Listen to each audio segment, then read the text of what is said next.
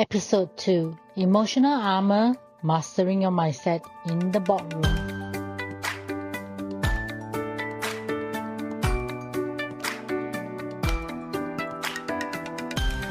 Welcome back, High Achievers. I'm Yue Ran, and today we are talking about executive presence and what actually happens to your brain when the pressure is on.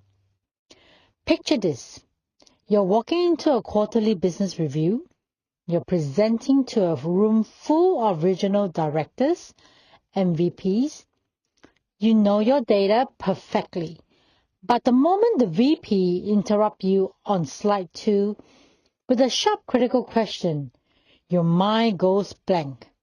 Your heart races and your face flushes and you stumble through the rest of the presentation. And you leave the room furious with yourself, knowing you were smarter than how you just performed.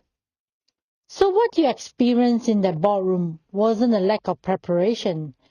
It was an amygdala hijack. So when a senior executive challenges you, your brain does not perceive it as a simple business questions. Deep in your neurobiology, your brain perceives it as a threat to your survival, a threat to your status, your job, your livelihood. Your amygdala floods your system with cortisol and adrenaline. It literally diverts blood flow away from your prefrontal cortex, the logical, problem-solving part of your brain, and send it to your limbs for a fight or flight response. So you couldn't think of the answer because your brain temporarily shut down your access to logic. Now let's look at the world-class tennis player. Imagine being at a match point at the Wimbledon finals. You double fault. You make an error in front of the millions of people. Amateur players let their mistake ruin the next 5 points. They get angry, their muscle tensed up, and their form collapses. Elite players have a conditioned routine to reset their nervous system in seconds. You will see them walk to the back of the court, adjusting their strings, bounce the ball exactly 3 times, and take a deep breath.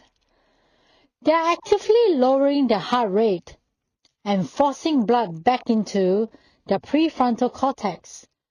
They do not let the last play dictate the next play.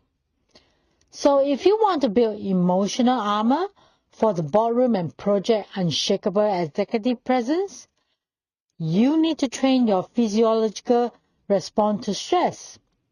And here is how you do it. 1. When you are hit with a harsh question, your instinct is to answer immediately to prove you are competent. Do not do this. Rushing an answer from a state of panic guarantees a weak response. Take a deliberate 2-second pause and take a slow breath. That 2-second gap feels like an eternity to you, but to the room, it looks like a deep, thoughtful confidence. 2nd, detach your ego from the outcome. So high achievers tie their self-worth to their work. So when a VP attacks your strategy, you feel like they are attacking you. You must build an emotional firewall. So tell yourself, they are criticizing the data on the screen. They are not criticizing on the value as you as a human being.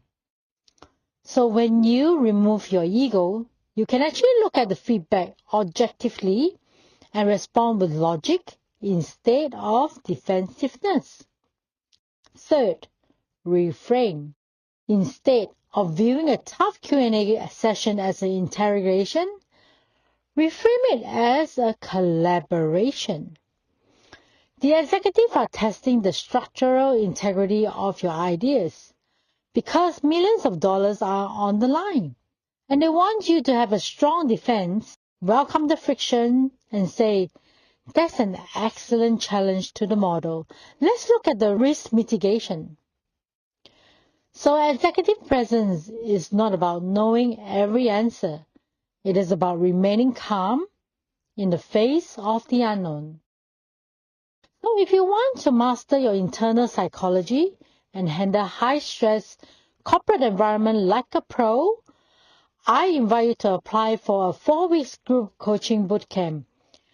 It is a space designed exclusively for ambitious professionals who are ready to build elite mental resilience.